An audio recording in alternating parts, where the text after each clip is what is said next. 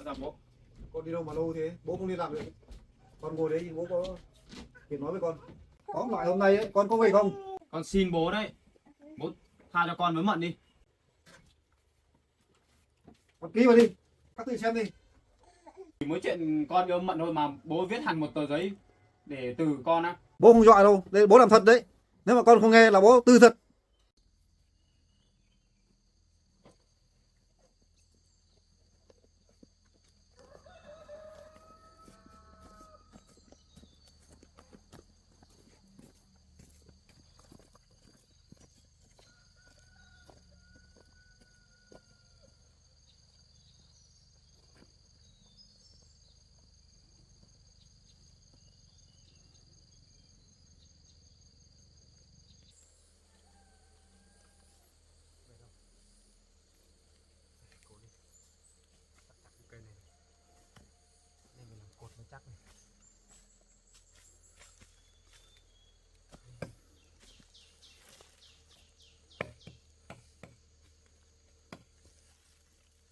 Chặt cái này thôi nhỉ.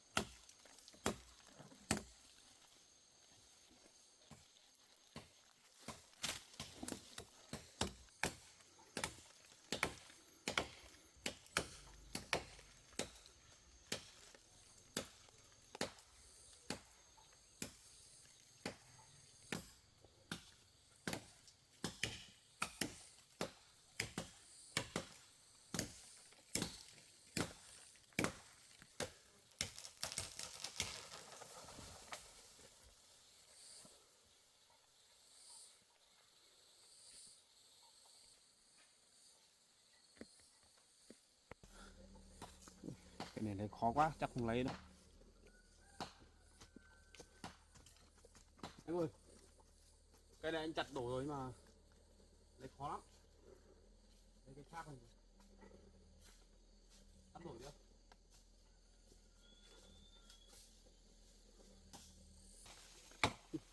Em được cắt trên này.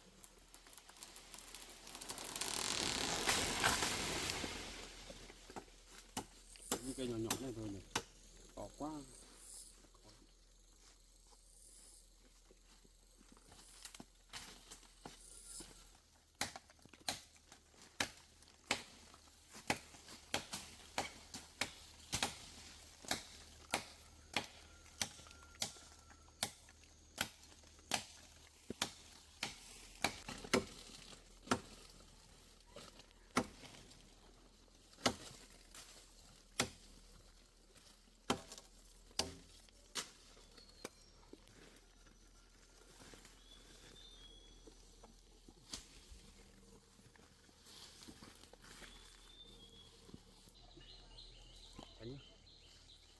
Nặng thế. Đi xuống dưới kia, đi chặt ở bên kia đi. Bên này không có cây đâu.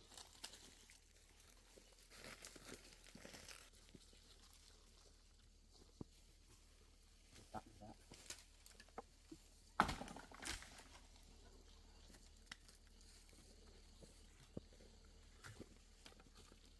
Cái này đi.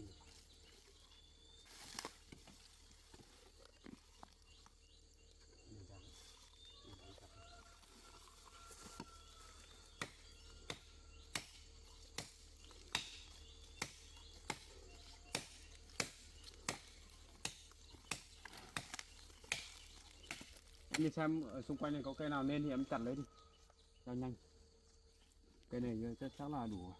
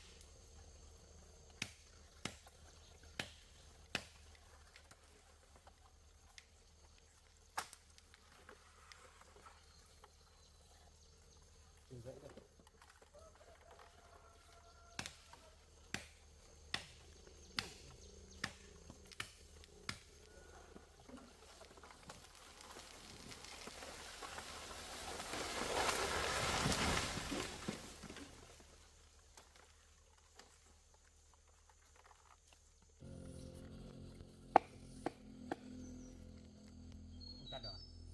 Không chặt rồi, chị anh chặt rồi. To cái này ạ.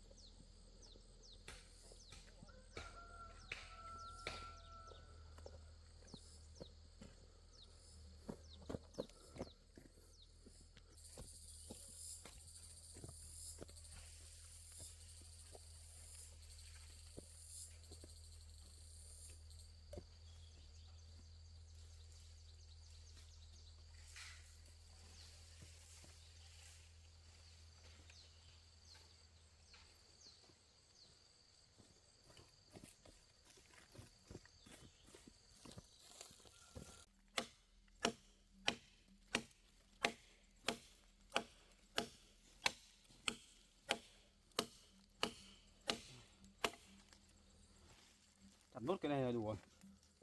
Được 6 cột rồi. Bằng hết tay.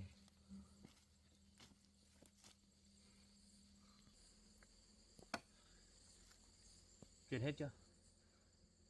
Còn một cây à? Thôi cái đấy to thì không chuyển được, cái để đấy. Tí nữa anh hộ. Cái này.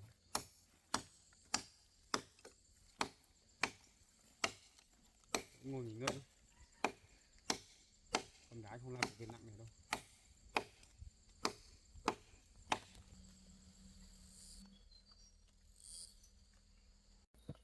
Có nặng đấy. Đi, đi.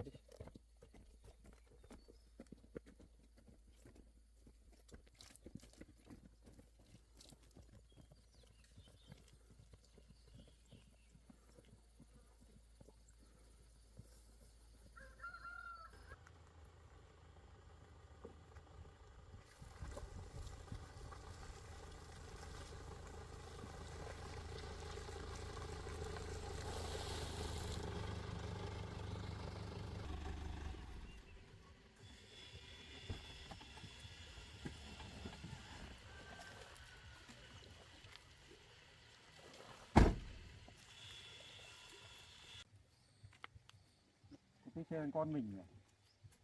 Nó đi làm hay đâu mà chứ không đi làm được nhỉ? Nhưng mà đi xem đã.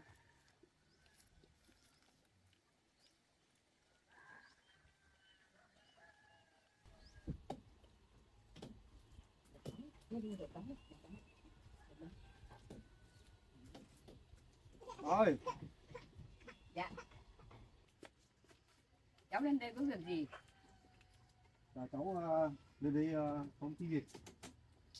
Con trai của tôi đâu rồi bà? Con trai của cháu cùng cháu Mận đi chặt cây về làm nhà bếp rồi. Nếu mà cháu lên đây mà bảo cháu trai về nhà thì cháu đi về đi. Hôm nay tôi và gặp thằng con trai tôi.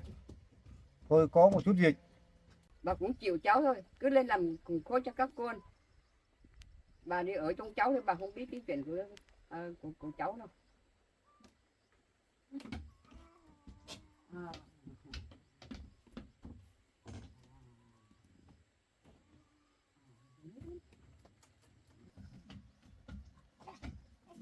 Hai đứa nó đi lâu chưa bà? Nó sắp về chưa? Đi lâu rồi.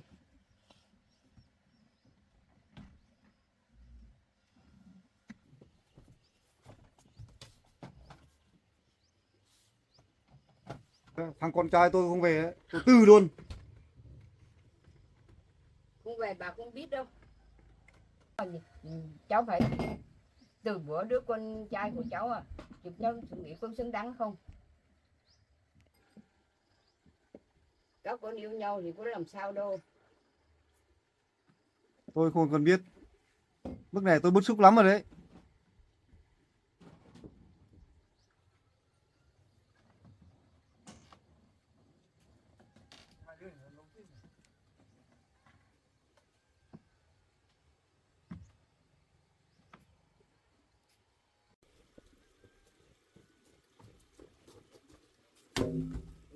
Tạm đây đó.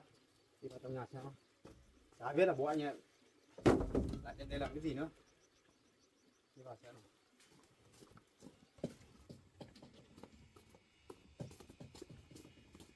Không thấy bố anh này, thấy cái xe đấy. Ở trong nhà. Bà ơi, có phải bố cháu lên đây không? Phải. Đi đâu rồi? Trong nhà. Trong nhà. Dạ. Rồi. Em cho con này ngầm bố anh. Con chào bố. Con đi đâu mà lâu thế? Bố không đi làm được. Con ngồi đấy bố có chuyện nói với con. Con vừa với Mận đi chặt cây để làm nhà bếp. Bố lên đây có chuyện gì? Con với Mận mà trong đây chặt cây có sóng điện thoại đâu. Trong đây không có sóng. Bố không có thời gian nói chuyện với con đâu. Tóm lại hôm nay ấy, con có về không? Vẫn là cái chuyện đấy à? Thì con đã nói với bố rồi. Ấy không cấm. Con quyết định là con không về. Con đã dọn đồ lên đây ở với em Mận rồi. Con chắc bố? chắn chưa? Nếu mà hôm nay con không về đấy là bố sẽ có chuyện với con. Sao bố cứ phải căng thẳng lên thế? Chuyện đấy chuyện lớn đấy con ạ. Cứ để cho bọn con yêu nhau bình thường, sao bố cứ phải làm khó con thế nhỉ? Biết nói thế nào để cho bố hiểu được. Chẳng nhẽ bố thấy con với Mận ở bên nhau là bố thấy con chịu lắm à? Chuyện các con yêu nhau sao bố cứ phải cấm đoán làm gì? Con xin bố đấy, bố tha cho con với Mận đi. Bây giờ chỉ cần bố đồng ý cho con yêu Mận là con sẽ về và tổ chức đám cưới cho con là được. Bố không nhất trí, bố nói mãi rồi. Con ký vào đi. Đây là cái gì bố? Các tự xem đi.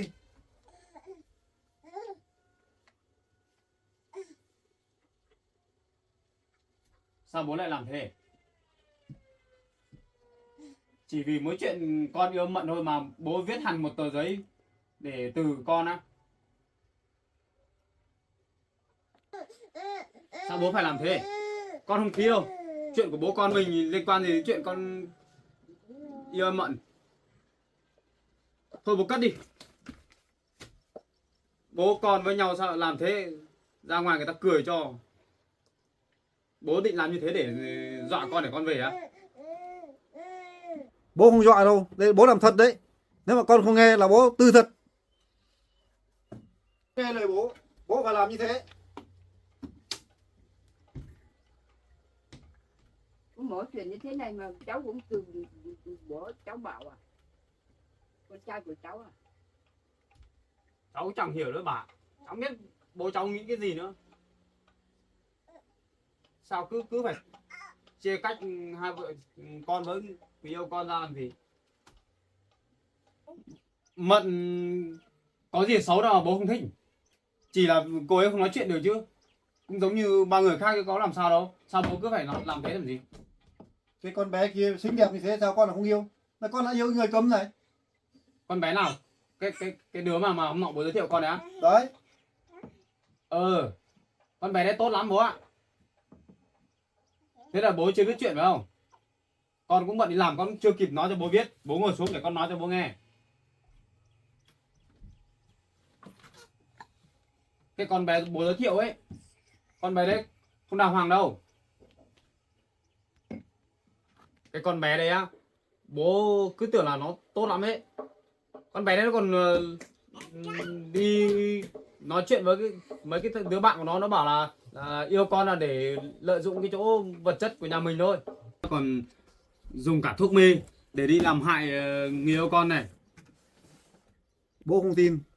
Cái con bé đó nó chỉ tính cách để chia cách con với Mận ra, để nó chen chân vào.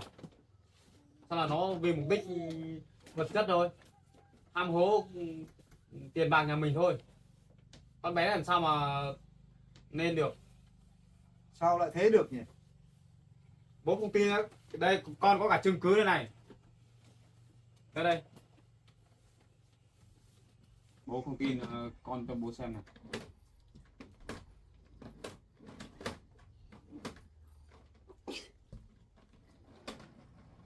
Đây. Bố chưa nào? Có hẳn video con ghi lại này. Đấy, Chưa nào? con bé này đã câu kết với cái thằng này và thằng em của nó hại Mận, xong là tìm cách để được vào nhà mình đấy. Để bố xem. Cái này không phải là con ơi, cái này là ảo đấy. Con là người trực tiếp để đi theo dõi ấy. Con bắt tại trận luôn. Bố cứ phải xem bố mới biết được. Đây. Bố nhìn xem. Không phải mặt con đấy đâu con ơi, con đấy là ảo thôi. Con nhầm rồi. Đây mà là không phải con bé đấy á. Đâu, con nhầm rồi. Bố cứ xem. Không, đấy là bố nhìn kỹ rồi, cái này bố không tin đâu. Không phải là Bố kỹ nào. ai nữa. Đấy. Từ cái chỗ mà nó hẹn cái thằng em của nó ra quán nước là con đã nghe thấy hết nó nói rồi. Còn bảo là nếu mà mấy nữa mà thằng em này mà hộ nó tách được cái người yêu con ra, là để cho con này nó vào là để làm người yêu con ấy, là nó sẽ có cơ hội để lợi dụng để lấy tiền bạc của nhà mình. Còn định còn chia cho cái thằng này ấy cơ, chia thằng em của nó ấy, mà chia nhau dùng cơ. Bố xem như thế nó có phải là người tốt không? À đúng rồi. Nhà mình cũng đâu đến nỗi mà bố đi chọn những người như thế này để vào nhà mình để làm dâu thì coi như là hỏng. Bố sáng mắt ra chưa? Bố tưởng con bé tốt đấy. Nếu đứa này không được là bố tìm cho đứa khác. Còn riêng yêu cái Mận là bố không nhất trí. Bây giờ bố không có thời gian nói đâu. Con về theo bố đi. Đấy cái Mận là bố không nhất trí đâu. Con đã nói với bố rồi, con không nhất trí là con ký vào đây. con không về. Sao con phải ký vào cái tờ này? Bố là bố của con, sao mà con phải ký? Bố làm thế sao có đúng không đấy? Sao cứ bắt con ký vào tờ đấy làm gì? Nếu mà không nghe bố là bố từ giờ thì là bố không nói chuyện với con nữa. Không, anh không nghe bố đâu. Con ký vào đây đi. Con nói cho bố biết, con yêu em Mận, được chưa? Con sẽ không về. Nếu bây giờ chỉ cần bố mà muốn con về ấy, là bố phải đồng ý cho con, cho Mận là người yêu của con, thì con sẽ về nhà. Là con sẽ đón Mận xuống nhà mình, thế thôi. Còn không, con không về. Nếu mà con không nghe bố, từ giờ trở đi là không phải là con của bố đâu. Lúc khác bố nói chuyện nhá, bố đang bận, bố về đây. Nhức đầu quá. Bố cứ về đi. Bao giờ bố đồng ý cho con với Mận yêu nhau ấy thì con về, thế thôi.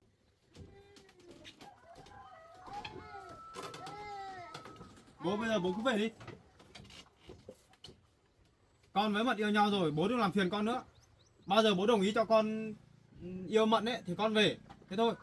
Con mà không nghe bố, từ giờ trở đi đấy, bố không gọi là con của bố đâu. Nói mãi rồi.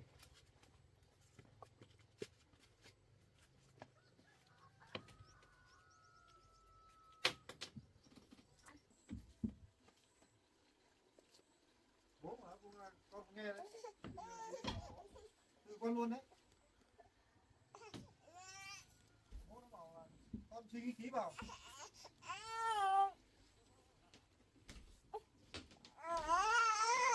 Con. Chắc bọn chắc nói đùa thôi. Bọn sẽ không bao giờ dám làm thế với anh đâu. Thôi, mặc kệ đi. Bố anh thì chắc muốn anh về nhà mới nói thế thôi. Bố anh sẽ không bao giờ dám làm như thế với anh đâu. Tôi vào nhà đi. Nghỉ một lúc mình lại đi làm tiếp.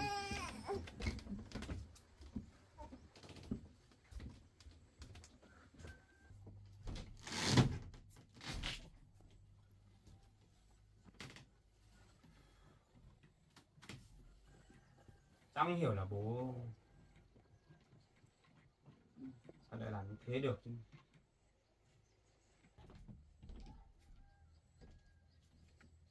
Bà thấy bố cháu làm thế có thấy nó vô lý không? Không đúng đâu. Các cháu yêu nhau thì bố cháu cũng cũng cấm. Bây giờ cháu không về thì bố cháu lại biết cái giấy này bảo từ không nhận con, không nhận cháu là con nữa. Bà thấy là sai thôi. Quá sai mới đúng chứ. Làm gì đi cấm các con yêu nhau, không cấm được, bây giờ lại viết giấy ra để từ con của mình. Không biết là bố cháu nghĩ sao, làm như thế là không đúng một tí nào. Mà theo cháu nghĩ là bố cháu chắc chỉ làm như để dọa cháu để về thôi, chứ bố cháu thương cháu lắm. Từ trước giờ chưa thấy bố làm thế bao giờ. Chắc bố để làm để dọa cháu về thôi. Mà bây giờ cháu cũng không về đâu. Chuyện yêu đương của cháu là cháu quyết thôi, đúng không bà? Bố mẹ làm sao mà can thiệp vào sâu thế được.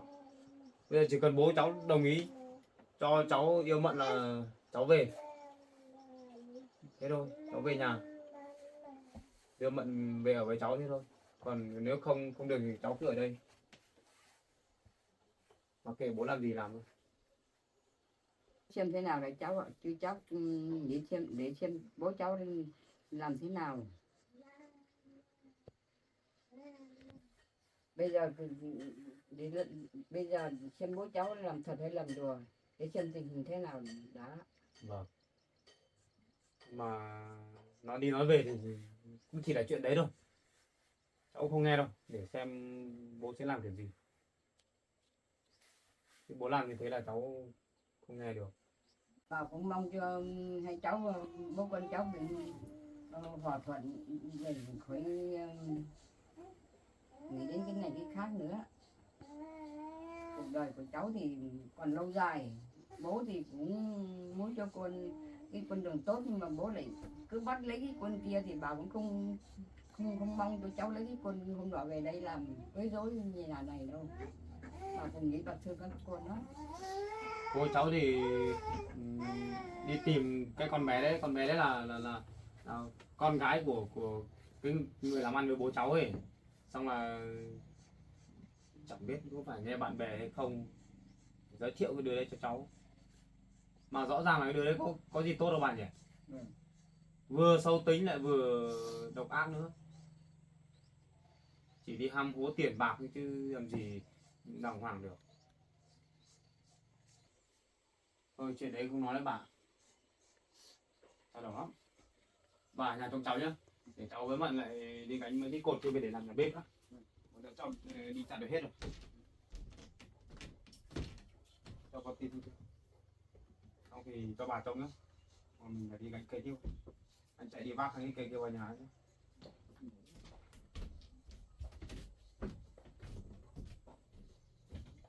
Cháu ạ, bố cháu bảo làm thế này không đúng đâu, mà buồn quá. Vì cháu bảo đã yêu cháu rồi. Bây giờ hai cháu sao mà bỏ nhau được? Hai cháu rất là hạnh phúc. Nếu cháu bảo mà không thực sự yêu cháu thì làm sao cháu bảo bỏ tất cả công việc về đây hộ cháu làm những ở với cháu.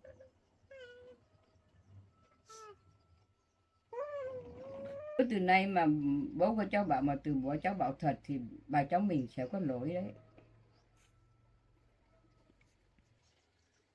Nếu không có hai bà cháu mình thì cháu bảo không phải chịu khổ như thế.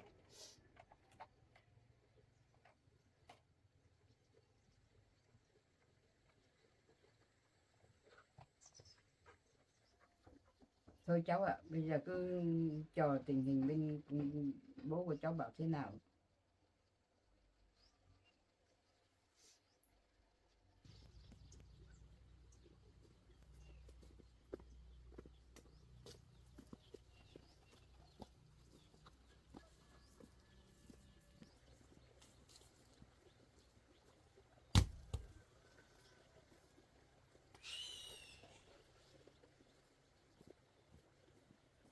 Em ơi, con ngủ chưa? Để cho bà trông cháu đi, xong mình lại đi bắt cột đi. Anh phải làm ấy. Mai kia anh ấy đi làm anh xuống thời gian.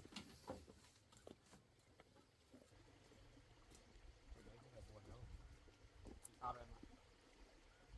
Sao? Bố anh không bao giờ bọn anh dám làm. Đi cười cười vui vẻ. Bà ơi, bà trông cháu cẩn thận nhá. Cháu đi bắt cây về để làm bếp á. Cười lên đi, không phải buồn hết đâu. Không sao đâu mà.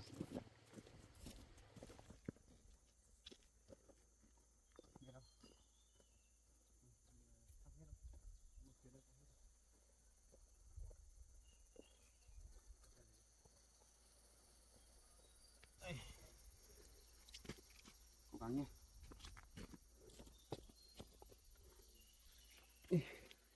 Có nặng không?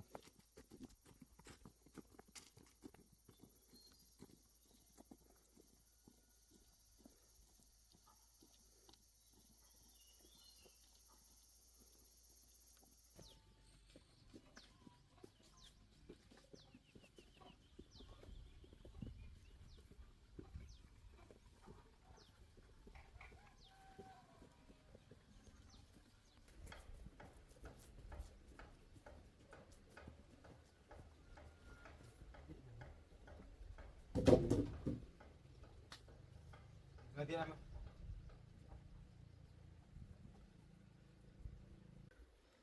Nghỉ một lúc cho khỏe đã, xong là đi lấy cái cây tre của em. Hôm nọ em chặt đi. Em chặt có cách xa đi không? À. Tí nữa anh về em đi kéo. Kéo về chuẩn bị hết, đầy đủ hết vật liệu mình mới tiến hành để dựng nhà lên. Tao dựng ở chỗ này rồi nhỉ? Đây này, ra để anh chỉnh cho. Đây này. Anh đi làm ở chỗ này. cái luống rau này mình sẽ nhổ đi để mang đi vào trong vườn cây trồng, mang đi trồng chỗ khác, chuyển hết những cái rau màu của mình ra bên ngoài cho trồng. Thì anh làm cái nhà bếp chiều này, riêng riêng một cái nhà bếp nữa. Cái nhà chính mình ngủ trên đấy, nhà kia nó bé quá đi, làm hẳn cái bếp đây. Chiều này nữa, ở cái chỗ này nữa, chỗ đằng trước này, chỗ hoa em trồng ấy, anh biết là em thích hoa rồi. Loại hoa này mà anh sẽ sửa lại chỗ này. Đấy. Anh sẽ làm một cái đường từ cái nhà bếp mình có một cái cửa ấy. Đi qua đây là hai bên là anh trồng hoa không, hai bên trồng hoa. Sau này nếu mà anh thiết kế được có chỗ nào mà thừa thì mình làm một cái hồ nước nhỏ nhỏ để làm cảnh cho nó đẹp cho mát, mùa hè nhìn nó mới đẹp. Thế thôi. Đây bạn nào ngồi nghỉ em lúc đấy đi kéo cây. Đi phơi nắng mấy hôm ra đen hết rồi, chân tay này dính cái nhựa cây kìa đen hết rồi, người anh đỏ hết rồi, cả em nữa người thì đen thui hết rồi. Tôi cố gắng làm cho xong cái nhà bếp nữa, để mấy nữa mùa mưa đến mình có nhà bếp sạch sẽ. Về trên này để chặt quá đi, nấu nướng nó khói quá.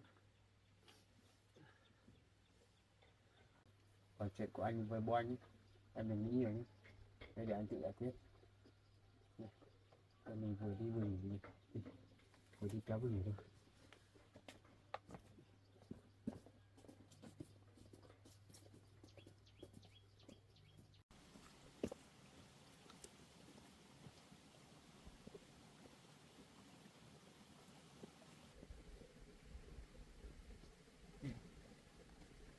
Đi làm việc với anh thì anh cõng này.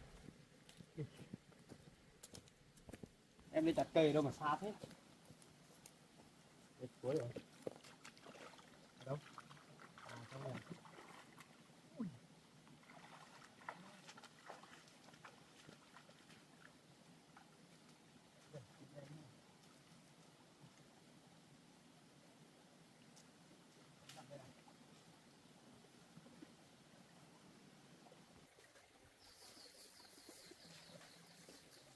Đây em cắm.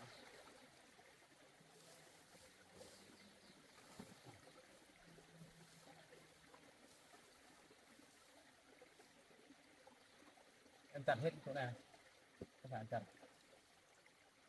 Để chặt người khác không biết chặt cây này. Anh chuyển ra ngoài chứ, mang hết ra ngoài đường người ta mới.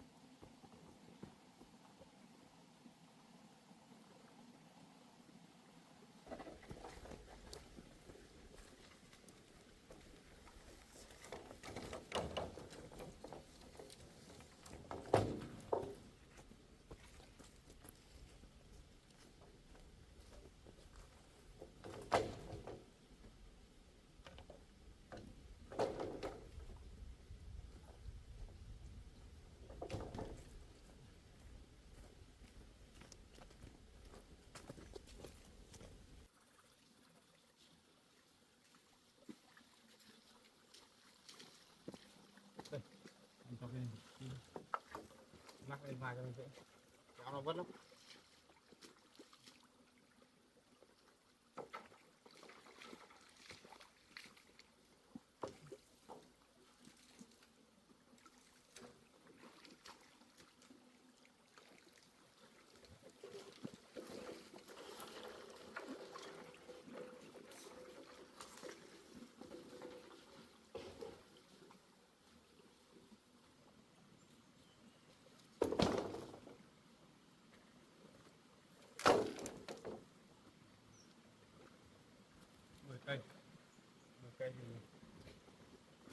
về em kéo bốn bốn năm chuyện đấy nhỉ.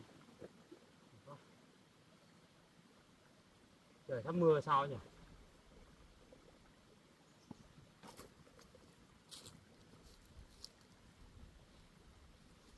Về đây em ơi.